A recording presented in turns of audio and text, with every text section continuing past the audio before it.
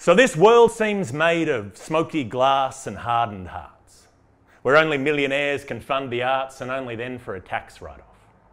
That puts you right off. They want to get a bit of space in the day's paper. I want to smack them in the face with a paint scraper, but it was on the bench when I left the house. So. Sometimes, when my rhymes have ended, when my line of sight's distended, when I look at life and think I've missed the start and can't find the end, I just want to surrender. Say to men with Italian heels and whiskey, take me too. I'll kneel and worship with you.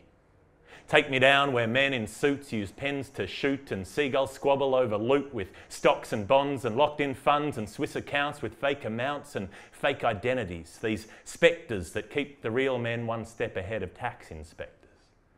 Take me down where they have glass towers with million-dollar views and shiny shoes and surreptitious shredding, and you can hook me up like an old-fashioned shotgun wedding. But no, I know that's not my setting. So then I say, I'll set my compass to a new heading. Find a land where I don't know what day it is and can't recall the names of major deities.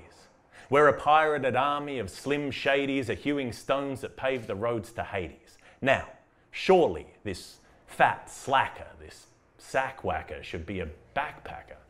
Get back on these tracks with my pack battered, eat weird snacks that are crackling in yak batter, hack through some backwoods on treks and get mud spattered, get myself whacked up on crack, have a brain scattered motorbike stack and end up with my back shattered, sell hash and smack from a shack to scrape back all the tatters of cash that I lack in my bank balance, hang out with punks and with drunkards and bike jackers, think I'm a monk or give sermons on life matters.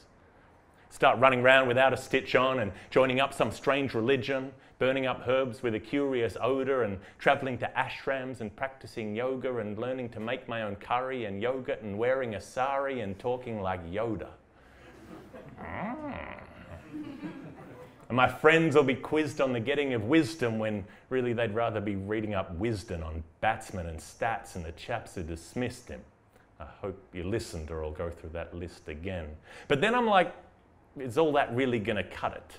Can you board your doors and shutters like apocalyptic nutters and just melt into the dark like unrefrigerated butter? It's a temporary answer that'll clear out the clutter, but a permanent solution. Now, it may give some excitement, but will it really work? I think it mightn't, because you can chase enlightenment and think you're fucking clever, but you'll find you still can't run away from life like this forever, because things will catch you up. That's just the way it is. It doesn't matter what the choice you've made is. You can't escape. You're trapped just like a slave is. There is no get-out clause. There are no waivers. This world will hunt you down like Tusken Raiders. One laugh from a Star Wars fan.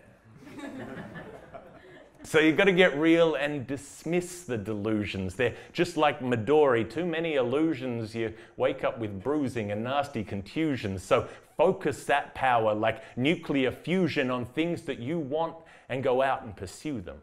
And when somebody says what they insist you should be wanting, you ignore them, flip them off, or punch them out like Ricky Ponting. See, I don't want $1 billion in diversified investments, or to worship in a temple wearing Buddha's holy vestments, or become a balmy swami burning giant sticks of incense, or start a cult in Alabama where their favourite sport is incest.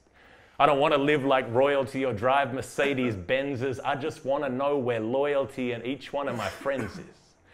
I want to drink the sun and drink the wine and drink the company and maybe be with one who has the time to sit and comfort me. Don't want a giant spaceship armed with world-destroying lasers. Just want verbs, subjunctive clauses, pauses, emphasis, and phrases.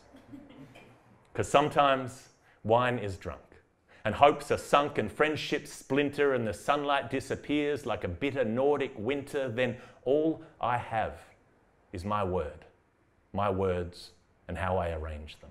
And if those priorities seem strange, then fair enough, but there's nothing I can do to change them. My words are my saviors, my spice and my flavor. They cling to my hand and they save me from danger, because when my spirits dip and dive and triple flip and double pike it, I rip out of my gutter run by writing down a tale and telling you another one.